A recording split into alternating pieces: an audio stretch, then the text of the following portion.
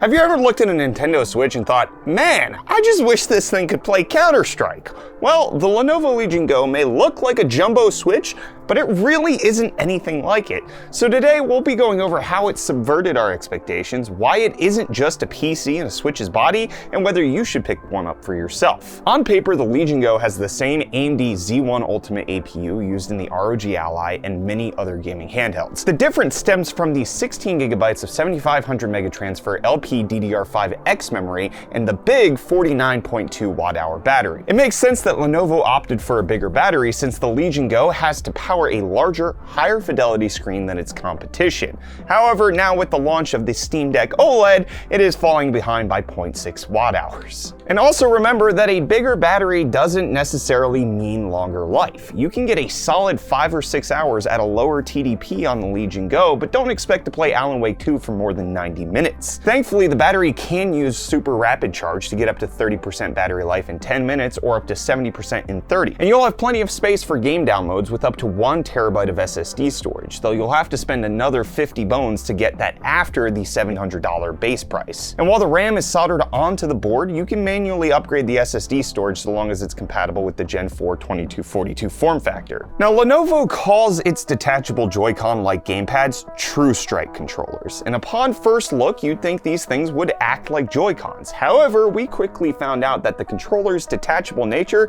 is the only feature shared between the two devices. While you can play games in split gamepad mode, you can't have another person use one of the TrueStrikes as a separately registered controller like you can with the Joy-Con. It's understandable given how the two controllers aren't symmetrical in either design or function. These controllers do have gyroscopes though, so you can use them as like a Wiimote and nunchuck if you want to emulate Wii games. However, the gyroscopes aren't turned on by default and you'll need to go into the drivers to enable them at the moment, unless Lenovo makes it easier in a software update. And both controllers form a standard Xbox controller scheme with the ABXY face buttons and a clicky directional pad. The right TrueStrike has a touchpad similar to the Steam Deck and 2 macro buttons on the grips. On the side are 2 additional buttons, mostly used for FPS mode. The face buttons look and feel similar to a DualSense or Xbox, meaning they are solid and large enough to not fat finger. The left TrueStrike complements the right with a clicky D-pad, the start and select buttons, and 2 more macro buttons on the grip. Both controllers also have a dedicated button that interacts with or opens Legion Space, Lenovo's front-end software, which we'll talk about later. Lenovo also sprung for Hall effect triggers and thumbsticks, so you won't have to worry about durability or stick drift. If you look at the Switch's controls, you get the same amount of buttons on either side. Symmetry helps make the case for each Joy-Con to become a separate controller, but the Legion Go has more functions on the right than on the left. If Lenovo wants to make this function happen, it'd probably want to follow the Steam Deck's symmetrical layout. Another difference between the controllers compared to the Switch is that these controllers are substantially more comfortable to hold. Unlike the Joy-Con's small form and almost totally flat back, the TrueStrikes are ergonomic, big, and great to hold.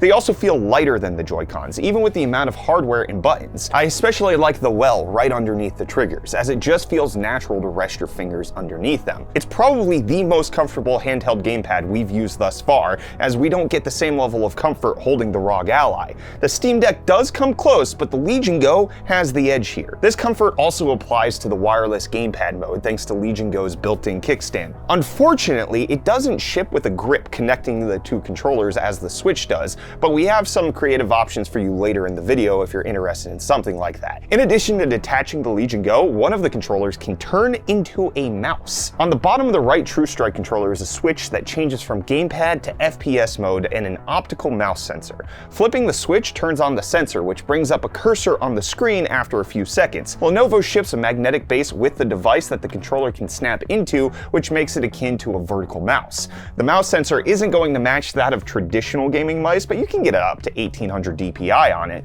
Most people use a DPI level within this range anyways. FPS mode also enables the 2 side buttons on the right controller, which are the right and left buttons for the mouse. Additionally, the controller has a clickable scroll wheel tucked right underneath the trigger. You can use the scroll wheel while in gamepad mode too, though it is a little tricky to reach while the controller is attached if you don't have long fingers like I do. Now, you usually use a mouse with a keyboard. Obviously, the Legion Go does not have a physical one you can use. Instead, you can use the left controller like a nunchuck from the Wii. Unfortunately, you can't use the left controller to type. You'll need to use the touch keyboard or connect a physical one. As you'll see, there's a definite learning curve to using this control scheme, but we found many more potential use cases than when we originally heard about this feature. While most other handhelds are under or around the 7-inch mark for the screen size, the Legion Go comes in at a huge 8.8-inch QHD 144Hz IPS screen. Like a lot of other handhelds, the Legion Go comes with the Gorilla Glass touchscreen, though this one is capable of 10-point touch. And with a maximum resolution of 2560 by 1600 and a 16 by 10 aspect ratio, this is easily one of the best looking screens on a gaming handheld. Unfortunately, Valve didn't send us a Steam Deck OLED, so this is coming out before that happened. I had to buy the Legion Go myself, and I have to buy a Steam Deck OLED myself. But talking about the Legion Go, since I don't have the Steam Deck OLED, it makes games look great, especially with its 97% DCI-P3 color gamut, and it helps with using Windows by making text crisp and clear to read when browsing. These resolutions can be scaled down from 1600p to 1200p or 800p, which helps save battery and game performance as fidelity isn't as sharp. You can also change the refresh rate from 144Hz to 60Hz, though for us to be able to do that required us to plug in the Legion Go, and this isn't the case when we're increasing it to 144Hz. So it appears that either we have a bug in our Legion Go software, or it's something that Lenovo needs to figure out more broadly. Now, as for the I/O, you're getting two USB-C 4.0 ports capable of using DisplayPort 1.4 to connect to an external screen. These ports are split between the top and bottom of the device so you can charge it how you see fit. You're also getting up to 2 terabytes of extra storage with the microSD card slot on the top of the handheld, though the one thing missing from the device is a fingerprint reader found on most other gaming handhelds. It's not a necessary feature, but it is something to note when compared to other handhelds like the ROG Ally. When it comes to looks, I personally really like the aesthetics of the Legion Go, despite the fact that it looks a lot blockier than it actually is. There isn't much in the form of customization besides the RGB surrounding the thumbsticks. Each LED ring is customizable with one of 3 breathing patterns in a full range of colors. You can also adjust the color brightness and pattern speed respectively. All these settings can be saved in up to 3 lighting profiles in Legion Space. At the moment, you can only get the Legion Go in black though. It works well in contrast to the RGB lighting, though I'd love to see more colors in the feature since the controllers are detachable. I mentioned earlier that these controllers were lighter than we expected, which is important considering that they could have made the device much heavier. With the controllers attached, it's just under 2 pounds at 854 grams, and without them, it's under 1.5 pounds at 640 grams. That weight makes it heavier than the ROG Ally and the Steam Deck with the controllers, but given the size of the battery and the larger screen this thing has, that's to be expected. And like every other Windows gaming handheld, Lenovo has its own proprietary front-end software called Legion Space to help manage game installs and adjust controller settings.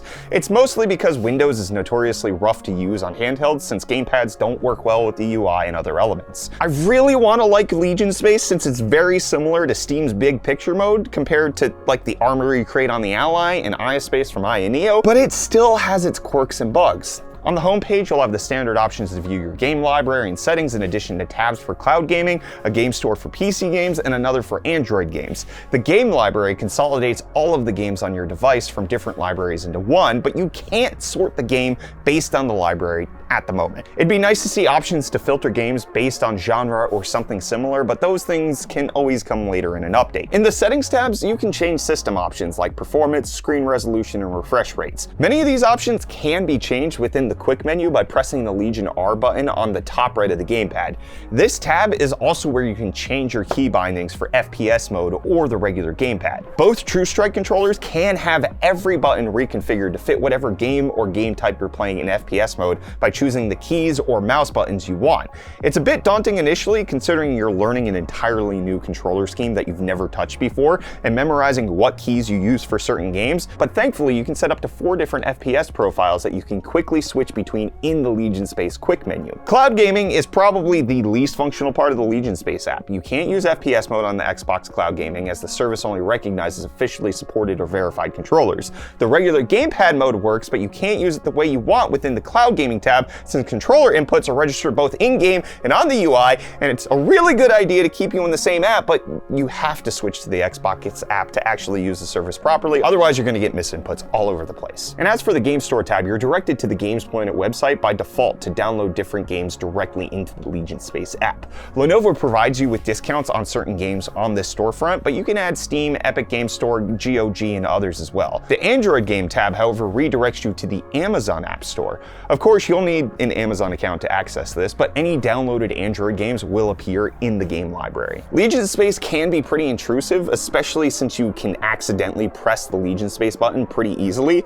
Others online found out that you can stop this by renaming the Legion Space executable or even having other apps open up instead, like Steam's Big Picture Mode. The app is also pretty laggy when first opening it, making it that much more frustrating when you're pulled out of a game by accident. The button also enables some system shortcuts, however. For example, pressing the button and pressing A at the same time is like hitting Ctrl-Alt-Delete on a regular keyboard. It's both convenient and annoying, to say the least, if you screw it up. And while the main Legion Space app is intrusive, the quick menus are great. By tapping the right Legion button once, you can get a quick menu on the left side of the screen that gives you access to other tabs in the Legion Space app or your most recently played games. It's pretty handy when you want to just jump back into whatever game you've played last. Tapping the button twice allows you to manage settings like the screen resolution, TDP, or your FPS mode profiles. Again, really handy, especially when troubleshooting what game settings you're trying to play at. Now, Windows on a handheld is easily the worst part of the handheld PC experience. It's not intuitive because gamepads don't work well. It's unoptimized, so it drains the battery faster, and using a touch keyboard with a split controller is cumbersome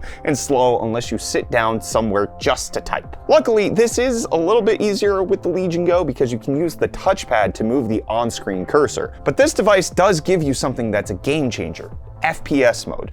With this turned on, you can finally use Windows without all of the hassle because you have a mouse to use instead of your finger. I took some time to browse the internet using the mouse, which is what helped us get used to the new controller. Unless vertical mice are your thing, there still will be a learning curve here. Some of us here in the office are more familiar with vertical mice. Even then, it took them a bit of time to acclimate to the button layout. Once we got used to holding the mouse, we took it for a spin in some FPS games, since that's what the name implies it's made for. We tried it in Apex Legends, Counter-Strike 2, Portal, and Control. This introduced the biggest part of learning to use the FPS mode, using the left controller to replace the keyboard. There are 14 buttons that you can program on the left controller, so you can have plenty of ways to figure out what's best for you. I found this layout most comfortable for playing Control. After about 20 or so minutes, I was able to use both the mouse and the left controller to play like I usually would. I was able to use all of the abilities I had at my disposal with no issues, move around the way I wanted with the left stick, and hit headshots with the mouse. It was like having the best of both worlds: the precision of a mouse with the quick accessibility of a regular gamepad. The best part of this process was that I could go into the Legion Space settings and change all of my bindings on the fly. All you have to do is pause the game, go into Legion Space, pick the new bindings you want, and it automatically updates without you needing to restart the game. We made some adjustments to the controls when testing Apex, but since you can save presets, all we have to do is switch from FPS 1 to FPS 2 to see how they compared. I wish you could rename these or have a way to preview the layout for each profile, but that could come in a future software update. Nevertheless, the ability to reprogram the controller at any time is a great feature. What's also great is that you have so much flexibility when using this mode to play how you want to. We tried using the TrueStrike mouse with a regular keyboard, and it worked perfectly fine, as did using a regular mouse with the left TrueStrike controller. This versatility lets you get the most out of your experience using the Legion Go. However, I found myself enjoying the TrueStrike controls far more than anticipated. I would even say that I prefer having the left TrueStrike in FPS mode over a keyboard. It's not something that you can really get until you've tried it yourself, but Lenovo hit it out of the park on their first attempt with these controllers. I was a bit concerned about whether left-handed users would have trouble using the TrueStrike mouse, but we actually might have an advantage over right-handed users. The reason is that when you hold the mouse with your right hand, you almost have to claw grip it to use the face buttons. Using your left hand gives you full access to the buttons without compromising. It's important to note this since you can still program the face buttons for FPS mode even though they're disabled by default. Now, switching back to gamepad mode, there was something I noticed about the Legion Go that wasn't really marketed, and that's surprisingly excellent: haptics. Compared to the ROG Ally and the Aya Neo 2S, this is easily the best use of haptic rumble in a handheld we've used. You can feel how powerful different weapons are in Apex and feel every minor or major bump against a rival car in Burnout. It just feels so much nicer than the relatively static feeling haptics in the ROG Ally. It doesn't match the DualSense in terms of immersion, but we really appreciate how it was implemented here. I really wish the haptics were turned on when the FPS mode is enabled, at least for the left controller, controller, though this could be enabled in a software update. Now, we had a good idea going into testing what performance at high and low TDPs would look like, since it shares the same APU as the ROG Ally and many other handhelds. And while performance is largely similar to those devices, we found that the higher resolution on the Legion Go made games look better than their competition with FSR upscaling enabled. Z1 chips can't take advantage of FSR 3's fluid motion frames, at least for the moment, but they can use FSR 2 and RSR to get back some frames in more demanding games. For example, I could upscale Control from 400p to 1600p and get close to 90 frames with settings mixed between low and medium. I wouldn't recommend this since you can see plenty of blurry pixels, but you can do it to get the higher FPS if you want.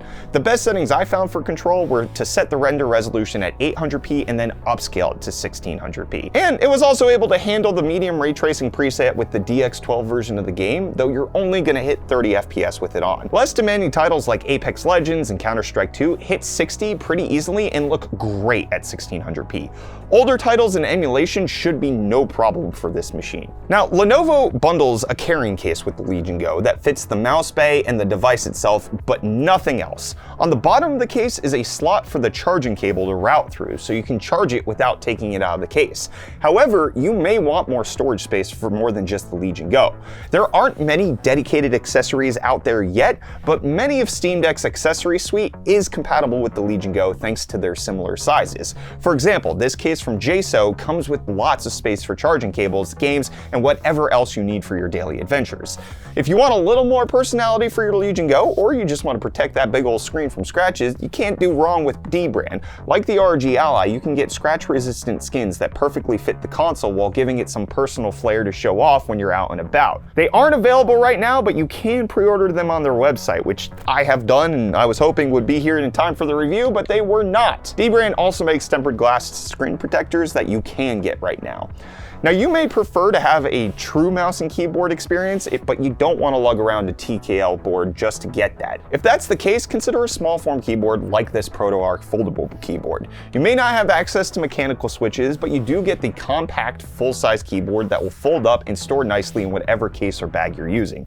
You can snag this for $50 on Amazon. Alternatively, you could also pick up the Geode Mayer wireless compact TKL keyboard for about $30 at the time of recording. This keyboard folds up just like the ProtoArc, but this one comes with a fold-out touchpad to give you the full laptop experience. It can also connect to up to 3 different devices using Bluetooth. The last small form keyboard we found comes from Logitech, and it's their K400 Plus wireless travel keyboard. It may not fold like the other options we provided, but it's still compact enough to store in your bag. You also get a touchpad right beside the keyboard, so you can use that if you don't feel like using the TrueStrike mouse.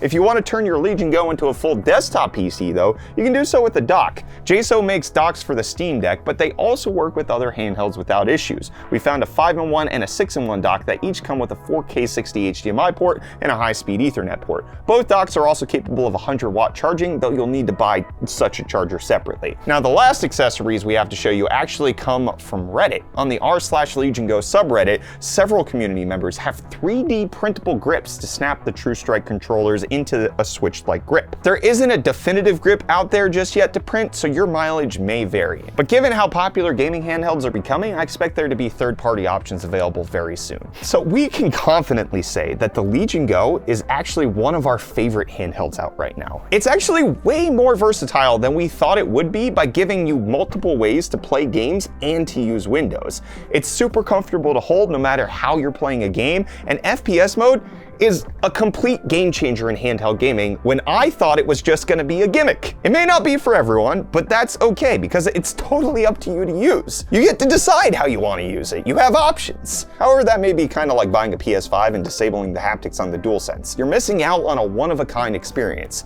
And if all of this sounds good to you, I strongly suggest that you could pick one up for yourself. But maybe that all seems horrible to you. Maybe you hate innovation. Maybe you want something just a little bit more traditional. Then you're definitely going to want to check out the ROG Ally, which we conveniently have a video on too. So you can click right here to learn exactly how to set up the ROG Ally for gaming, or you can click right here to find out how to set up the Legion Go for gaming, because we did that video as well.